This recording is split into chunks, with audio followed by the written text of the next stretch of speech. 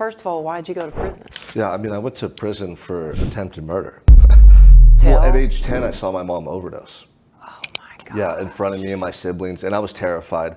It's one of those moments that you'll never forget, because she was lifeless on the ground. No, my family was pretty notorious. My dad was one of 9 siblings, 7 brothers, and they were originally from Boston, from back east.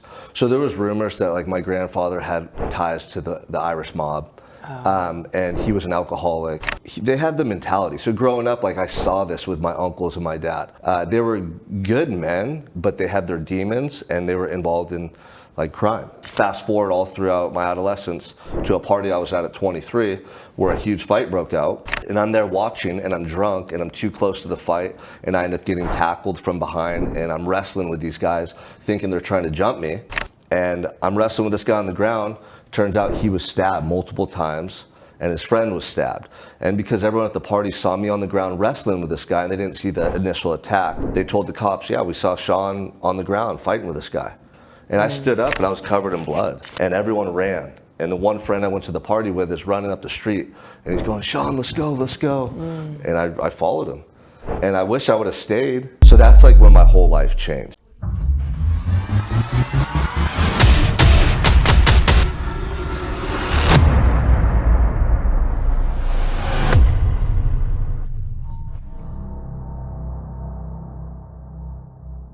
Thank you so much for tuning in to the Amberly Lago Show. And I am so excited you're here, especially if you've ever felt stuck or if you have ever felt like your limiting beliefs are holding you in prison. Because I have somebody today who has actually been in prison. He has gone from basically jailhouse to the penthouse. He is thriving in life. And today we're going to talk about mindset, how to get unstuck, as well as how he's become a speaker and speaking all over the world now. So I have Sean Crane with us today.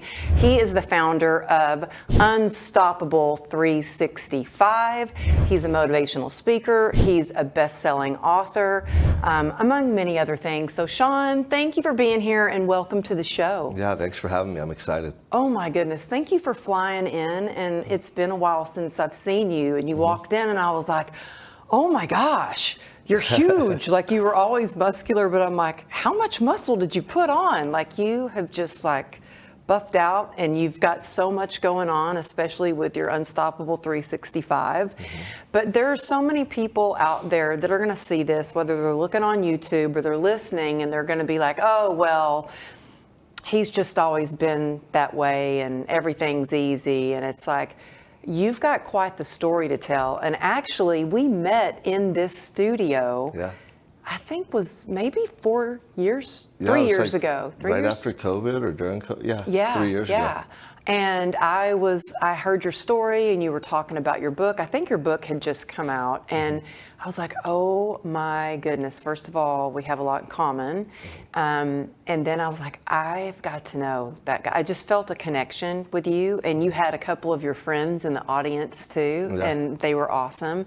But just so the audience understands, like you haven't always had it easy. You were in prison and for something that wasn't even your fault. And so a lot of people would make excuses and be in prison still. Tell us, first of all, why'd you go to prison? Yeah, I mean, I went to prison for attempted murder. My mugshot was on the front page of the Santa Barbara News Press. And like when your picture's on the front page of the news press and you're in a jumpsuit, immediately people think this guy's guilty, you know?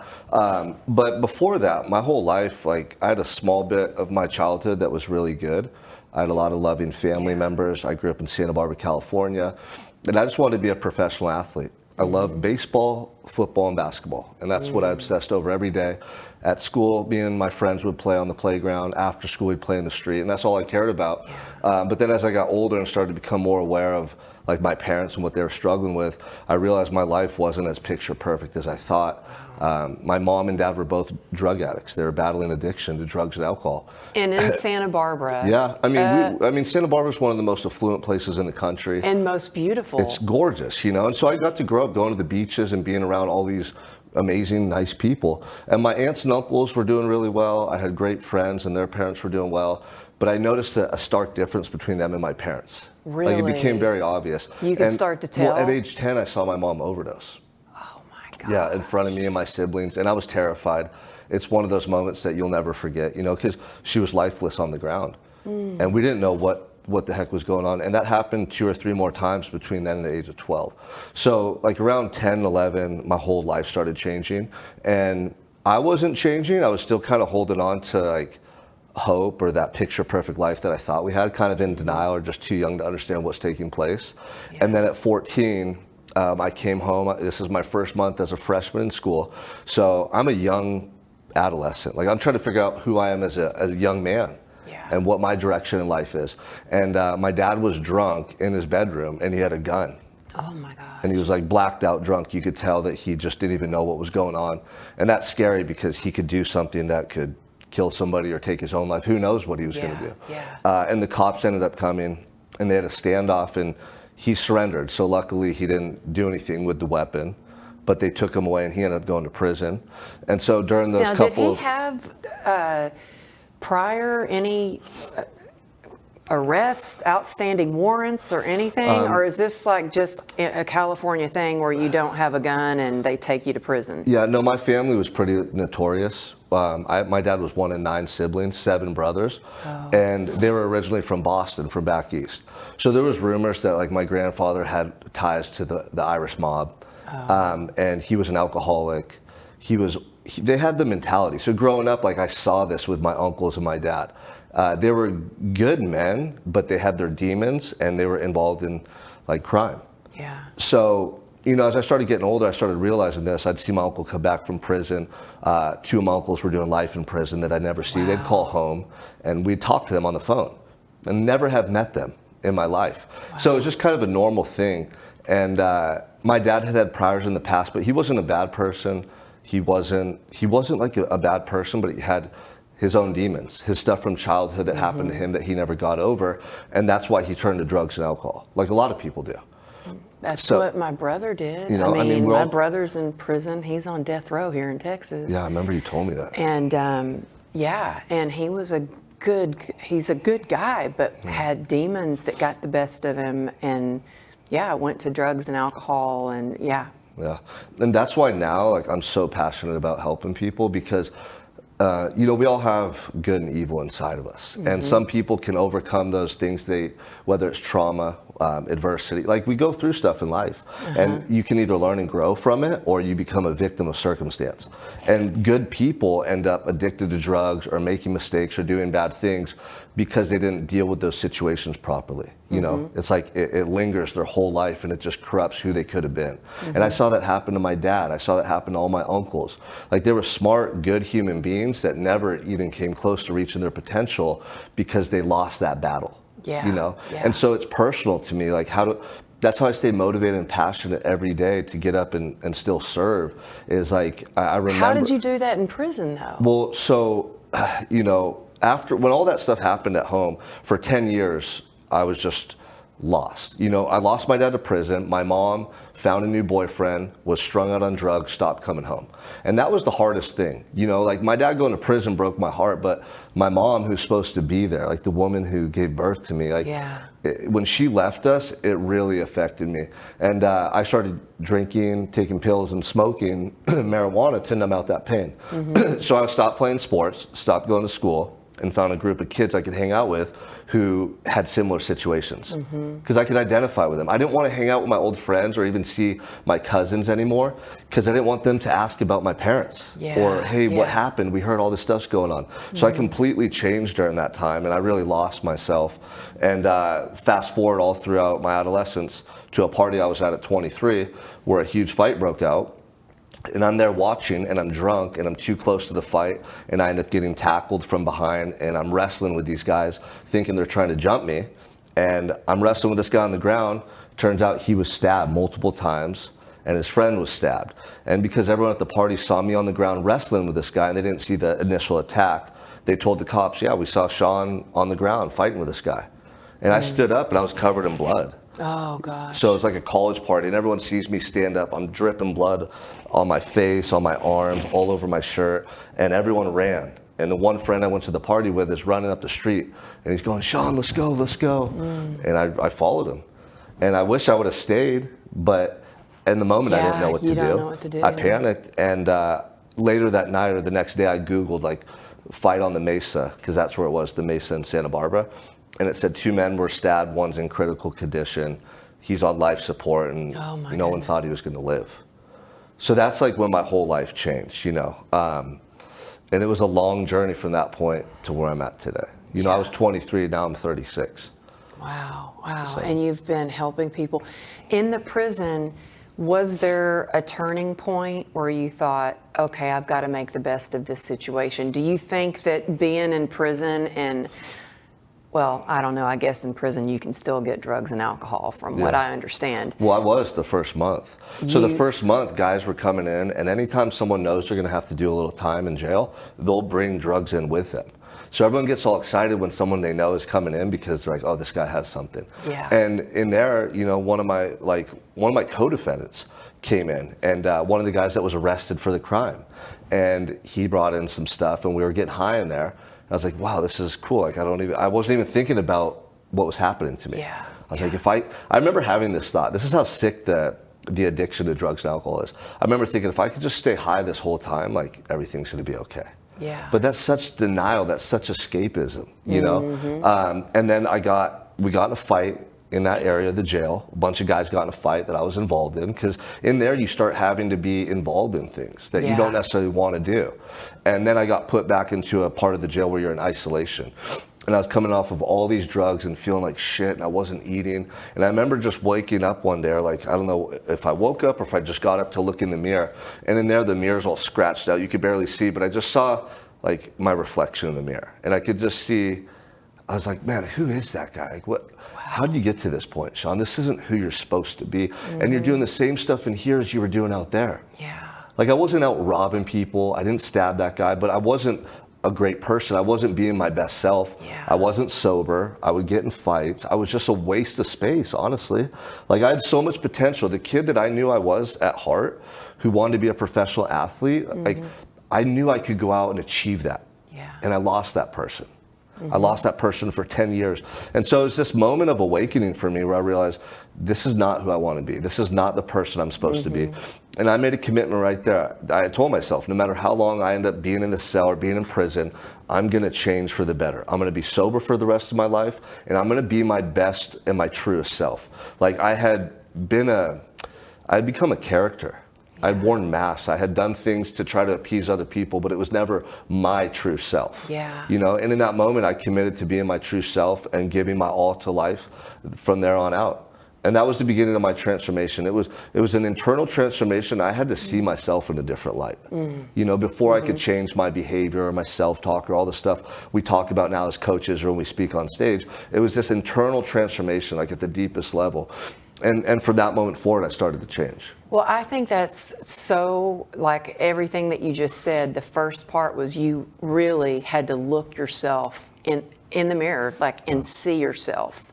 Yeah. And I think a lot of people don't want to see themselves. They don't want to look in the mirror. They don't want to accept things that they're not doing that maybe aren't the best for them. Yeah. And that takes courage to do that. But you were kind of forced to, like, see yourself But then you made a commitment. Do you know who Damon West is? Yeah. Yeah. He wrote the Coffee Bean. Yeah. And I've actually spoke to him before. Yeah. His story is similar. He's an amazing person, amazing speaker, and so we were just at an event together, and same thing. He decided that he was changing his life in prison, and so me being sober as well, we were at this event. We didn't have a recovery meeting anywhere, so we just did our own recovery meeting together. Nice. Went to Starbucks, had a recovery meeting in the car. You know what I mean? It was awesome. And so my question to you is, like, do you still have moments where you feel that demon coming up, like you have like a little devil on one shoulder and an angel on the other, and you feel the demon coming up? And if so, how do you battle that? Yeah, that's a good question, because I truly believe we do have those two versions of ourselves. I've invested so many hours and through so much action and so many decisions to become the good version of myself, the best version. I don't hear that other voice anymore. I mean, it's been 12 years, and literally That's I've walked that amazing. line every moment, every day since. And I knew I had no room for error. Like, I couldn't make one wrong decision, not just because I wanted to change my life, but because now I had 3 strikes, and they didn't strike me out. In California, if you get 3 strikes, you could do life in prison. They changed that law. But I knew that, like, in jail or prison, if I got in a fight and I hit someone and they fell wrong, or I was accused of like an assault or whatever, I might never get out. So I wanted to come home and see my family. I wanted to come home and seek redemption, and that just kept me in line. Yeah. But no, How long did you spend in prison? 5.5 years. 5.5 So I ended up years. being sentenced to 7. I was supposed to do 6. I got out 6 months early because I got college degrees in prison. So when I finally got to prison, I had about a year of personal development, sobriety, working out every day, reading books in jail. So I was already building these new habits. And then I just continued to build upon that in prison. And you have more freedom in there. You can get more books. You can go to different vocational classes they have. You can move about a little more and interact with people. Yeah. And that's when I started mentoring other guys in jail too, or in prison. They saw how regimented and disciplined I was. I mean, I'd be up in the morning and it was still dark out before breakfast doing push-ups and squats in the corner while everyone slept.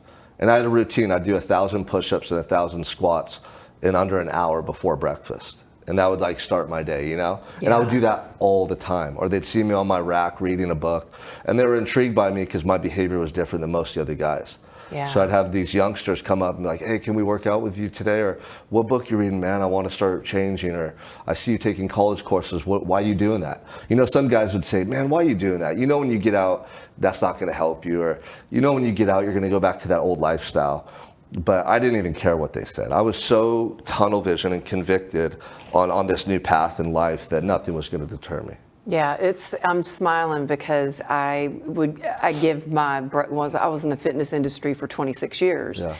And I would give my brother these hardcore exercises because he was in isolation too. And I would give him these hardcore exercises that he could do in the small room that he had, the amount of room that he had in his cell. And he's transformed his life as well, you know. Wow. And so at least I know that he has, you know, he's sober, he's found God, and so that's a good thing. But a lot of people don't ever make it out and do something as amazing as you, like you're doing with your life now, speaking and coaching and helping so many other people. When you have people that come to you, what is the biggest question that they have? Is it more business coaching? Is it more mindset coaching? Or is it more physical? Yeah, a combination. Yeah. More business stuff now that they see my business growing. But in the beginning, it would be questions about my time in prison and how I was able to stay positive or focused that long. Or a lot of it is around discipline. A lot of guys just lack discipline. It shows in their physique, in their attitude. So there's all these symptoms, like they gain weight, they're not as happy in life, whatever it is. So they want to be able to do the work consistently to help them to become the person they want to be. And so that's where most of the questions stem from. Yeah. And you know, I think when I see somebody who's super successful, but they look like they are so unhealthy, I'm like, oh, and then I see somebody that is super successful in their business, but they look super healthy. I'm going to go with that person. Yeah, I mean, here's the truth too. If you have a lot of money or cars and stuff, but you're not healthy and you're overweight, you're not successful at all, in my opinion. Yeah, that's I was going to ask you, what is success that's to why you? these guys will actually come to me, because I'll call them out, and they need accountability. They need that truth and honesty. They have all these yes men around them, like kissing their ass, like because they built this business. But man, you're 300 pounds. Like, you're going to die early and leave your family, and you think you're successful right now? And I just tell them the truth because I care. If you're not healthy, if you're not present at home and spending time with your loved ones, if you're not in integrity with who you know you should be, you're not going to ever feel successful. The craziest thing that happened to me is when I was in jail, even before I knew how much time I was going to do. I was in a 6x8 cell. Like you said, your brother's so tiny, you have enough room to do push-ups, and you're living with another person in there. And I started every day getting up early, I'd pray, I'd just close my eyes and think of all my family members' faces, and I'd picture all this good in the world. And it started changing my whole energy. I started feeling grateful in that cell with nothing. And then I'd get up and I'd work out. And I'd work out until I was so exhausted that I had no negative thoughts, no negativity in my body at all. It was nothing but feeling good and proud of myself for those 1,000 push-ups or all those burpees or that 5-minute plank, whatever it was. And then I'd get on my bunk and I'd read books and I'd look up words in the dictionary all day long and memorize them. And I did that every day for 8 months straight. And before I even went to prison, I would wake up, or I'd just have these moments in my cell where I felt so much gratitude and joy in my heart. I was like, God is working a miracle in my life. How can I feel this way in here? It's not even fair. I shouldn't be able to feel this way in here. What's going on? And so it redefined my whole definition of success, because the emotions and the internal state I experienced in there was the highest form of like human experience and enlightenment you can have. And I know people out here with everything we think we need that have never felt that way, ever. And most people will never feel that way. And it comes in the face of struggle. It comes in the face of becoming a believer. It comes, for me, like when you have nothing and you're at rock bottom, you start to realize how good we have it, even when we think we have nothing. Like legs that work, eyes that could see colors, another breath, another day, another opportunity. Like it just changed my whole perspective on life.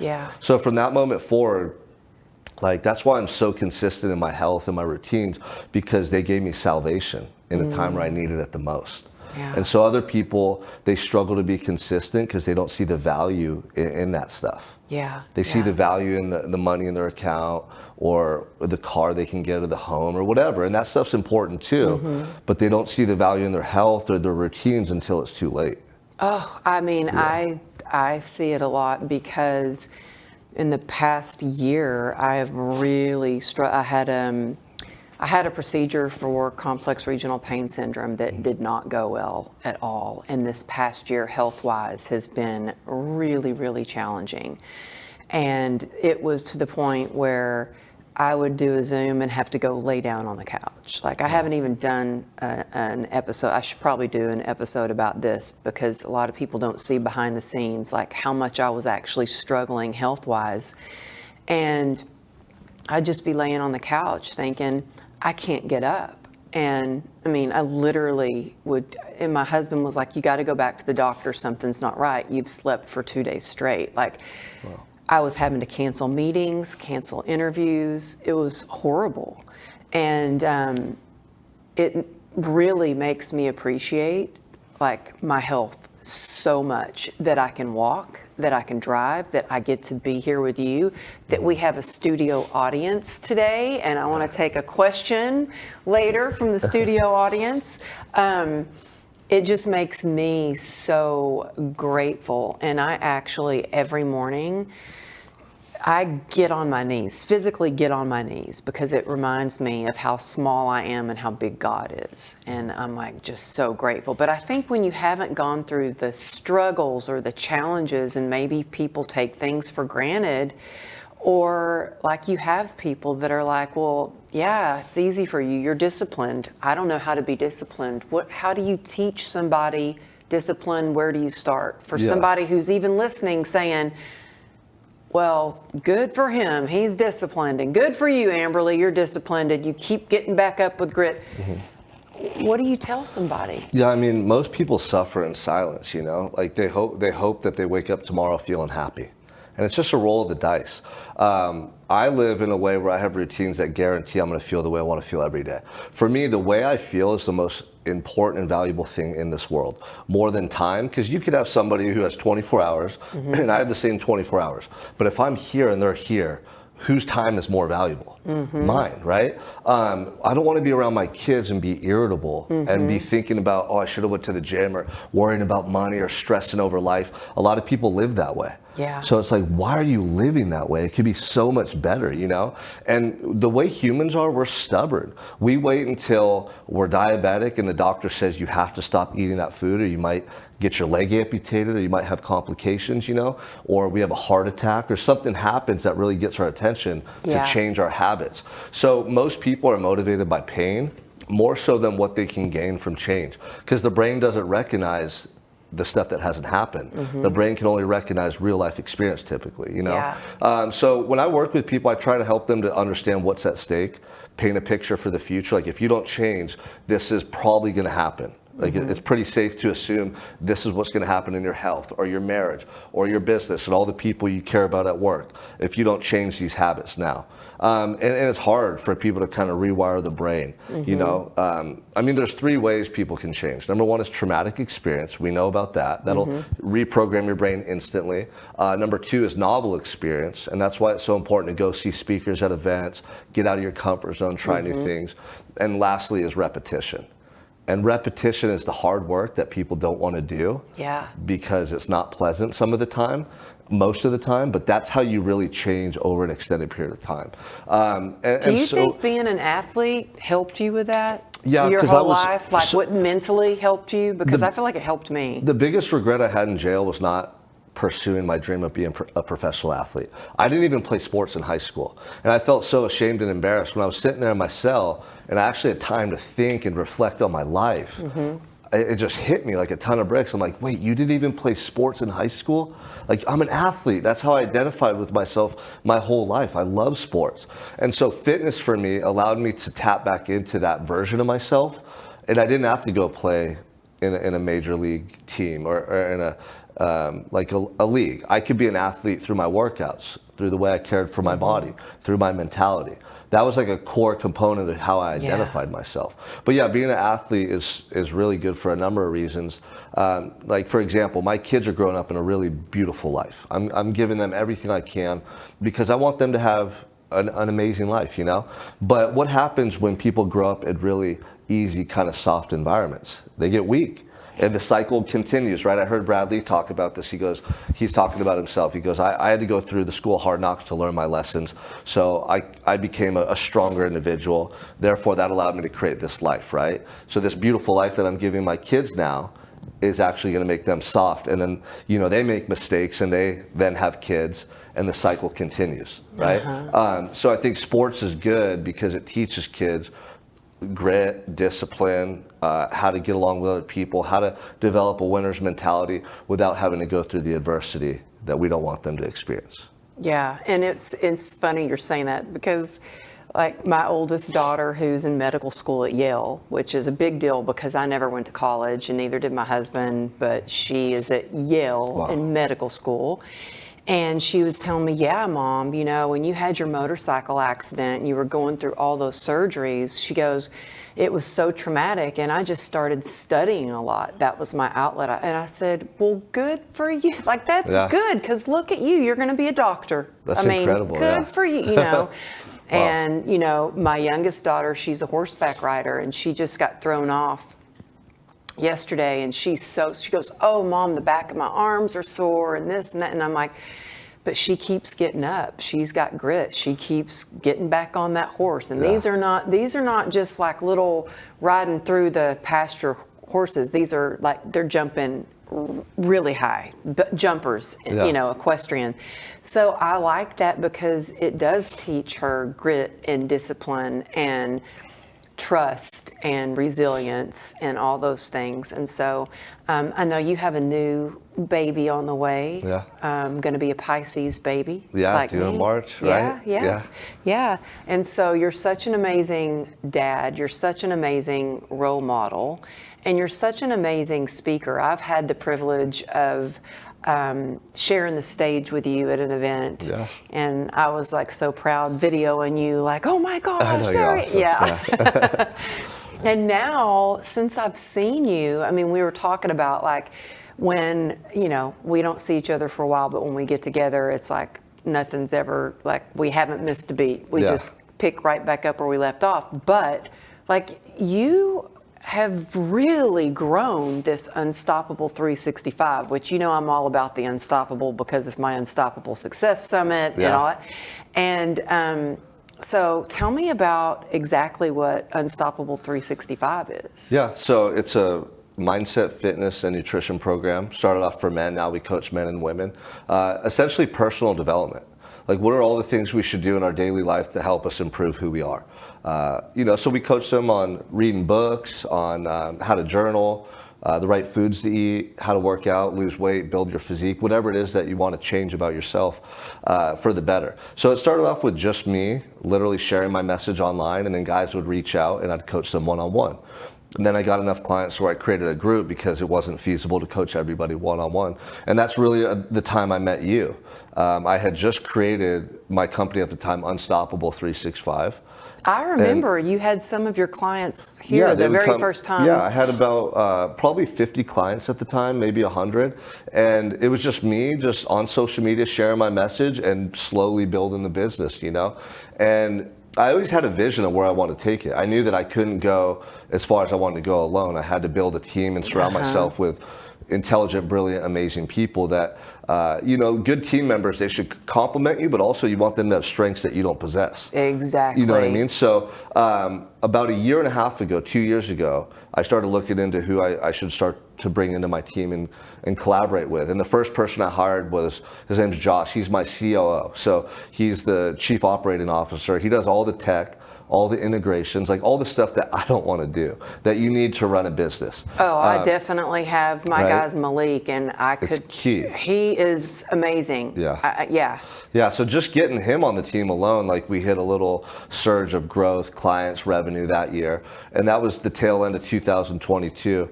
And then 2023, I brought on my first actual coach who I could start to delegate clients to and teach him sales, how to create content, how to fulfill the client's needs and what we had to do for them. So I just started putting these pieces together. And then the beginning of this year, I had an opportunity to team up with a handful of people, which was a really great opportunity. And just like any time in business, there's always risks involved, right? Like, what if it doesn't work out? What if you, like I gave a percentage of ownership in the business to bring on these team members. Like, what if it doesn't work out? Well, there's always risk, but I don't think that way. I don't think about what if. I just know where I want to go, and I always picture it working out. And if it doesn't, you pivot anyway and make it work, you know? And so I brought on Whitney Jones. She's a 3-time Miss Olympia, to coach all the women and start a women's division. And then, so we have another female coach under her. And then I was able to partner up with Joe Polish, if you know who that is. Joe's actually a business partner of mine now. And he's the creator of Genius Network, which is some of the most amazing, brilliant entrepreneurs and business owners in the world are in his network, you know? So teaming up with him was the bigger picture vision of what we can accomplish as a company. He has amazing connections, amazing insight, and a handful of others. You know, we got VAs, we got all these different team members, about 12 to 15 people now who help us run the whole operation. That's amazing. It's amazing, and it's one of those things that you're preparing for. You're reading all the books, you're getting insight from mentors, and then it kind of just happens. And all of a sudden, going from April to me and Josh and Matt, it was just us three, to now having 15 team members. It's just crazy the amount of growth we've had in the last year. Yeah, it's unbelievable for me too. I mean, I was a one-woman show for a long time, and people would ask me all the time, like, how are you getting these speaking gigs? I'm like, oh, that'd be me. Well, who negotiates your speaker's fee? That'd be me. Who does your contracts? That would be me. I mean, I was doing everything.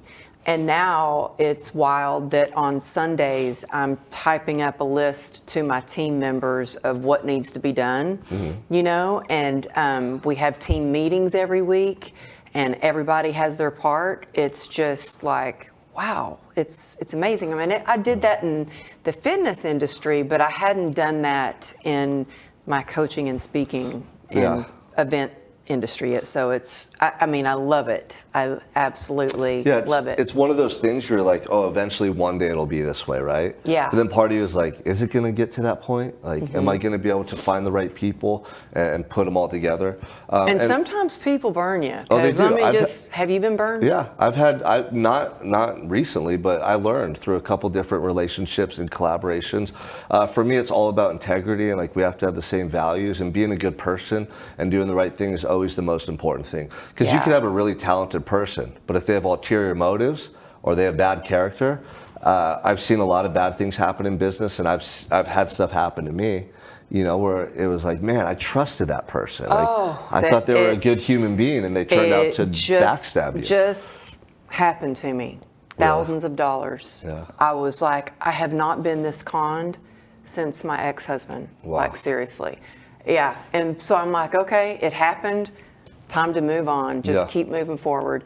But yeah, I've, you know, actually, my friend Jeff Crilly always says, you can teach skill, you can't teach attitude.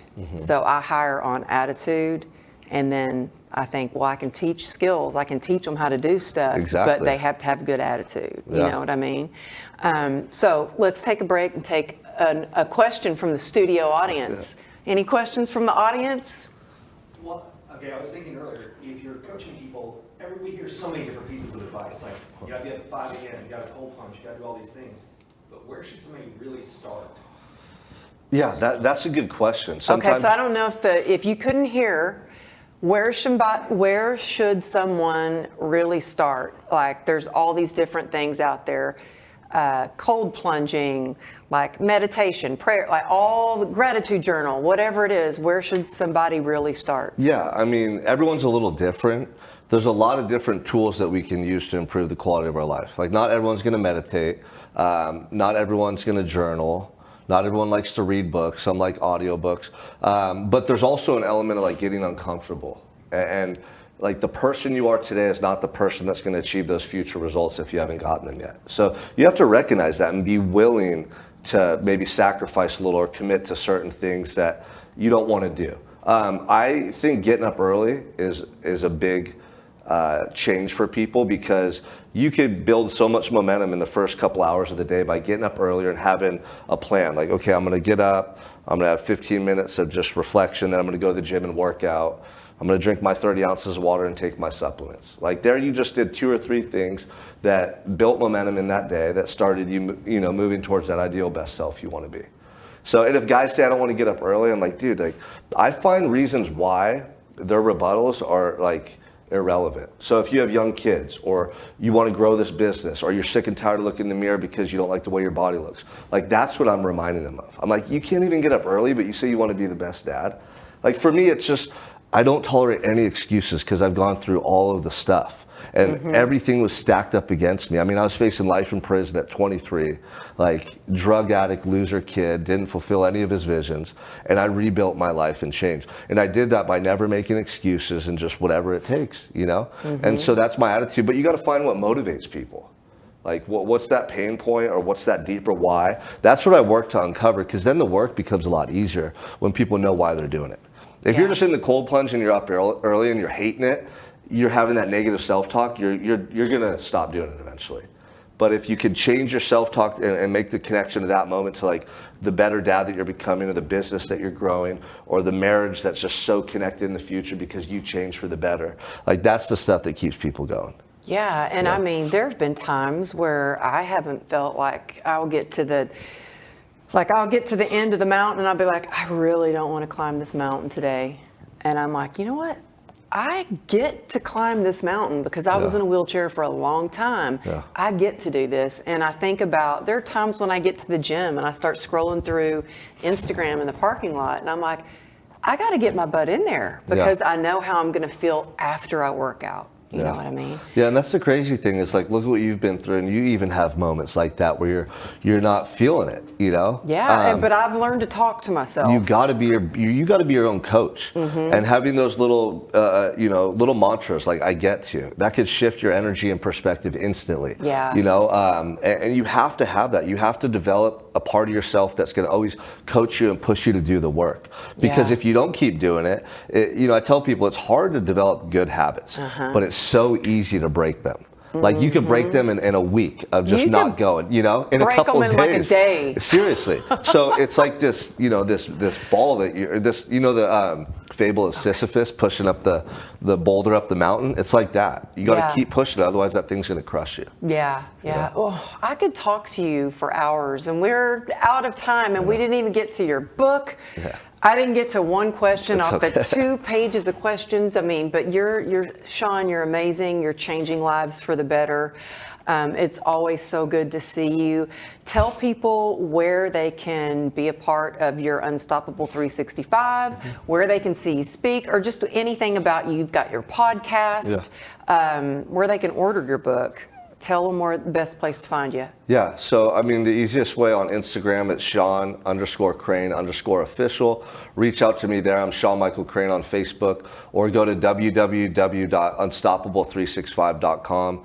Reach out to me and the team if you're interested in coaching around health, fitness, mindset, all of the above. Sean, you're amazing.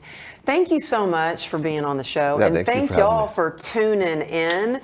And if you found value in this episode, tag Sean and I and on Instagram. When I see that, it always just makes my heart happy, and I share it on my Instagram as well. So thank you for tuning in, and we will see you next week.